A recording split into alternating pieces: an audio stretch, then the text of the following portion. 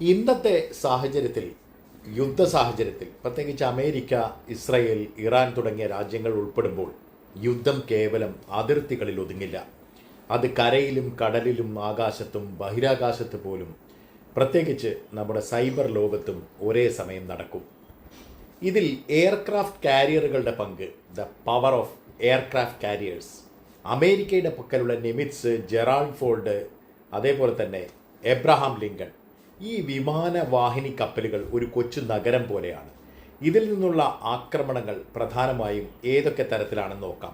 Attack fighter ജെറ്റുകൾ, ആധുനിക F-35 പോലുള്ള വിമാനങ്ങളും ശത്രുവിൻ്റെ റഡാറുകളും മിസൈൽ കേന്ദ്രങ്ങളും തകർക്കുന്ന ഇത്തരത്തിലുള്ള ഫൈറ്ററുകൾ, അതേപോലെ ഡിസ്ട്രോയറുകളിൽ നിന്ന് ടോമഹോക്ക് ക്രൂയിസ് മിസൈലുകൾ വിക്ഷേപിക്കുന്ന രീതി, ഈ 1600 കിലോമീറ്റർ വരെയുള്ള ലക്ഷ്യത്തെ പോലും സെൻറ്റിമീറ്റർ കൃത്യതയോടെ തകർക്കാൻ കഴിയുന്നവയാണ് ഈ മിസൈലുകൾ.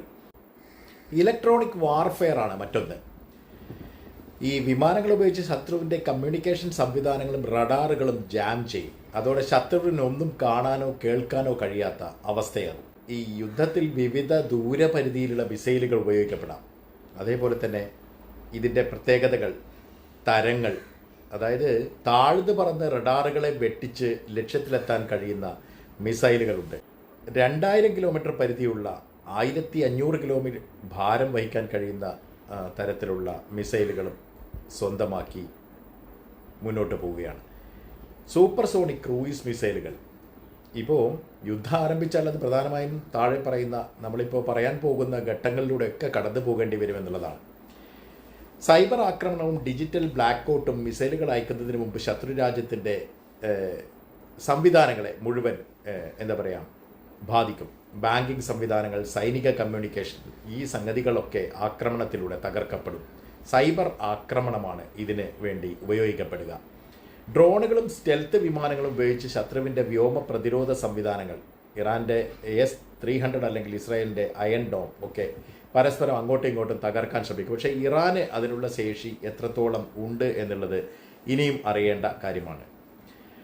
ഇറാൻ പിന്തുടരുന്ന ഒരു തന്ത്രമാണിത്. ഒരേ സമയം 100 കണക്കിന് ചെറിയ ഡ്രോണുകൾ വിക്ഷേപിച്ച് ശത്രുവിൻ്റെ മിസൈൽ പ്രതിരോധ സംവിധാനത്തെ ആശയക്കുഴപ്പത്തിലാക്കും. എല്ലാ മിസൈലുകളെയും ഒരേ സമയം തടുക്കാൻ ഒരു അയൺ ഡോമിനും കഴിയില്ല. അതാണ് ഇതിൻ്റെ പിന്നിലെ ബുദ്ധി.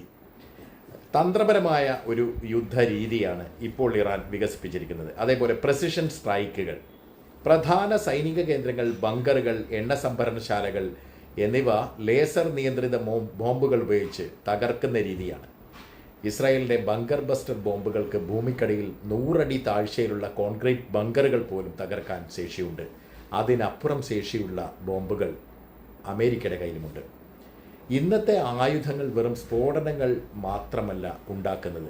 ചില മിസൈലുകൾ ആകാശത്ത് വെച്ച് പൊട്ടിത്തെറിച്ച് ഇലക്ട്രോ മാഗ്നറ്റിക് പൾസുകൾ പുറപ്പെടുവിക്കും. ഇത് ഒരു വലിയ പ്രദേശത്തെ മുഴുവൻ ഇലക്ട്രോണിക് ഉപകരണങ്ങളും നശിപ്പിക്കും. അതേപോലെ തന്നെ സെക്കൻഡിൽ കിലോമീറ്ററുകൾ വേഗതയിൽ വരുന്ന മിസൈലുകൾക്ക് അവയുടെ ആ ഒരു കൈനറ്റിക് എനർജി കൊണ്ട് തന്നെ വലിയ മലകളെപ്പോലും തകർക്കാൻ കഴിയും. ചുരുക്കത്തിൽ ഒരു യുദ്ധമുണ്ടായാൽ അത് കടലിലെ എയർക്രാഫ്റ്റ് കാരിയറുകളിൽ നിന്നുള്ള ആക്രമണങ്ങളും ആകാശത്തെ അദൃശ്യ വിമാനങ്ങളും ഭൂമിക്കടിയിലെ മിസൈൽ ശാലകളും തമ്മിലുള്ള വലിയൊരു പോരാട്ടമായിരിക്കും. ടെക്നോളജിയിൽ ആര് മുന്നിൽ നിൽക്കുന്നുവോ അവർക്കായിരിക്കും യുദ്ധത്തിൽ മുൻതൂക്കം. അതാണ് പുതിയ കാലത്തിൻ്റെ കഥ.